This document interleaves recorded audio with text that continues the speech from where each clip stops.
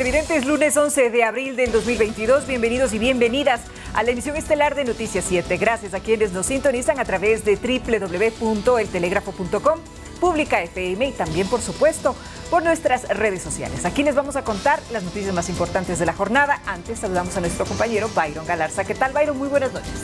Verónica, ¿cómo están, televidentes? Gracias, como siempre, es un gusto compartir con ustedes el final de cada jornada para contarles lo más destacado de este lunes, inicio de semana. Vamos enseguida entonces, amigos televidentes, con los titulares.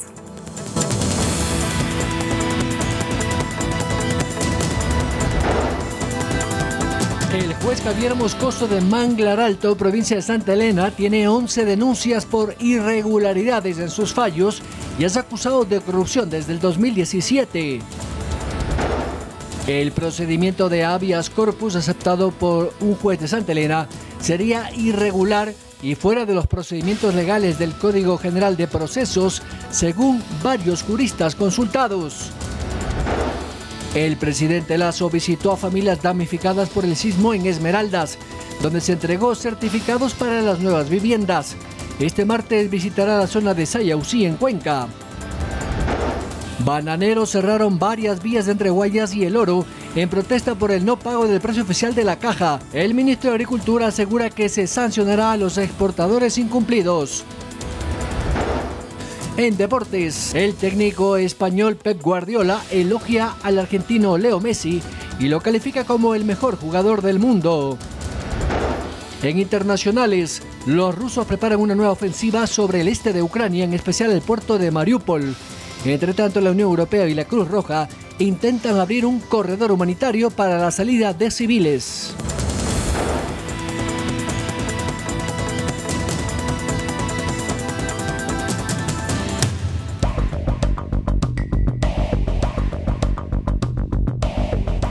El gobierno nacional, amigos, asegura estar preocupado por las últimas resoluciones en materia jurídica, una de ellas la excarcelación de Jorge Glass. Desde el Ministerio del Interior se reforzará su seguridad para evitar una posible fuga. En rueda de prensa, el ministro de Gobierno Francisco Jiménez informó que se ordenó este lunes 11 de abril reforzar la seguridad del ex vicepresidente Jorge Glass con el fin de evitar una eventual fuga. Además, junto al director del Servicio Nacional de Atención Integral a Personas Adultas Privadas de la Libertad, Pablo Ramírez, y el consejero presidencial Diego Ordóñez, ratificaron la postura del Ejecutivo de rechazar un supuesto pacto con el correísmo tras la excarcelación de Glass. Nosotros no transamos con la corrupción y con la justicia no se juega. Sobre eso somos inflexibles porque entendemos que ese es el mandato que hemos recibido desde abril del 2021. Según anunciaron las autoridades, el gobierno buscaría que el proceso de Glass llegue a su fin con su reingreso a prisión. Por ello se mantiene, dijeron, la decisión de que el SNAI apele el habeas corpus concedido al ex vicepresidente el pasado 9 de abril y se revierta la decisión judicial. Por su parte, el presidente de la Corte Nacional de Justicia, Iván Saquicela, mencionó que es competencia de la Corte Provincial de Santa Elena analizar si el habeas corpus concedido por el juez parroquial Javier Moscoso es procedente. Una vez que existe una impugnación presentada por el SNAI, es muy importante que la Corte Provincial de Justicia de Santa Elena en la apelación pueda absolver algunas inquietudes que se tiene en el país, repito, en el marco del derecho. Por ejemplo, si es que era o no competente el juez. En segundo lugar, si es que el fondo de la causa puede haber sido resuelto. Señaló además que el Consejo de la Judicatura debería investigar al juez, de quien hasta hace una semana se solicitó su suspensión por supuesta indisciplina y corrupción. Andrea Orbe, Noticias 7. Y sobre este tema hemos consultado a varios constitucionalistas que identifican algunas probables irregularidades en el denominado habeas corpus a favor de Jorge Glass. A continuación les hacemos conocer y repasamos el análisis de varios expertos. Una boleta de excarcelación tiene elementos imprescindibles para su ejecución, como por ejemplo, la referencia al número de causa, la especificidad de la orden de privación de libertad que se está dejando sin efecto y también las medidas alternativas si es que corresponden. En el caso de la boleta de excarcelación emitida a favor de Jorge Glass del pasado 9 de abril. No se determina respecto de qué proceso fue presentado el habeas corpus, respecto de qué decisión judicial fue presentada el habeas corpus. Si es que usted recibe como funcionario del SNAI una boleta de excarcelación en esas condiciones, lo mínimo que cabe es preguntarle al juez respecto a qué se está pronunciando.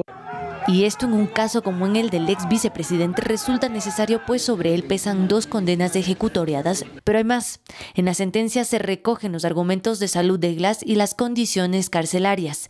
En una parte del relato se menciona que Glass, quien padece una forma crónica de artritis, es... Pero bueno, todos lo vimos ayer saliendo totalmente campante, con buena salud, que no es pues propia de una persona que está sufriendo todas las afecciones que ha señalado. En este punto los expertos señalan que el habeas corpus debe aplicarse para lo que fue concebido. El juez tiene que otorgar medidas tendentes a garantizar el derecho a la salud, pero en ningún caso otorgarle la libertad. Además apuntan que el dictamen de la Corte Constitucional que dio pie a este fallo en particular establece ciertos parámetros para su aplicación. Estamos hablando en gente de tercera edad, grupos vulnerables, personas embarazadas. Y hasta donde yo sé, el hombre no tiene una enfermedad catastrófica, lo que tiene es una enfermedad crónica. Y eso es otra cosa, ¿no? Y para eso hay tratamiento. Entonces la medida debía ser otra. Carolina Basante, Noticias 7.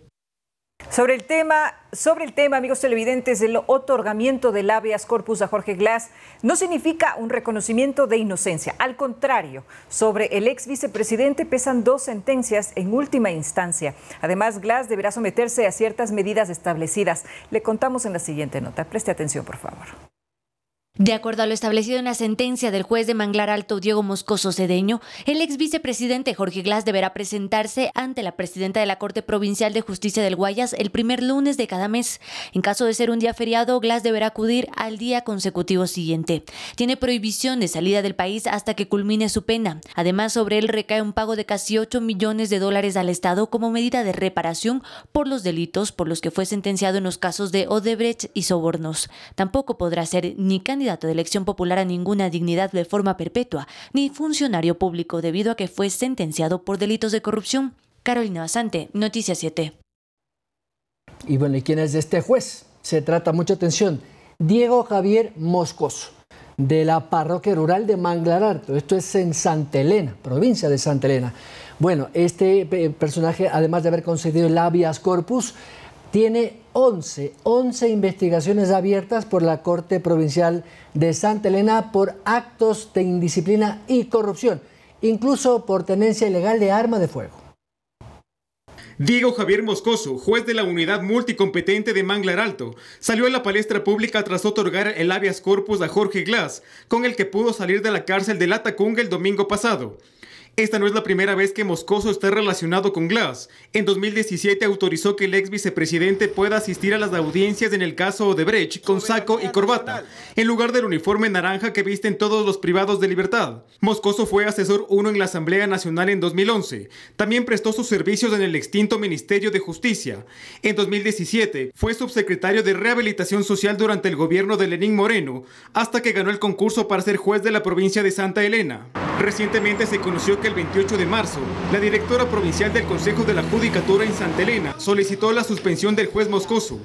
La delegada provincial lo señala por presuntos actos de indisciplina y corrupción en la unidad judicial que preside. Sin embargo, el titular del Consejo de la Judicatura, Fausto Murillo, señaló que el pedido en contra de Moscoso no especifica de qué infracción se trata ni la respectiva motivación. Según la plataforma del Consejo de la Judicatura, el juez Moscoso está involucrado en 11 procesos por diferentes motivos, entre ellos tenencia de armas y alimentos. Edison Saavedra, Noticias 7. Cuando regresemos, amigos televidentes, 7 casas se quemaron en el Cantón Manta. Ya regresamos con los detalles de esto y más. No se vayan.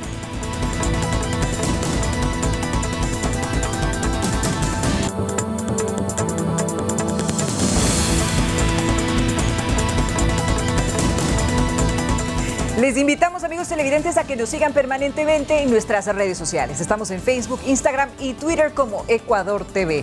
Además, somos retransmitidos por Pública FM, Quito, Guayaquil y Cuenca 105.3, Manta 88.1, Loja 90.5, Pública FM.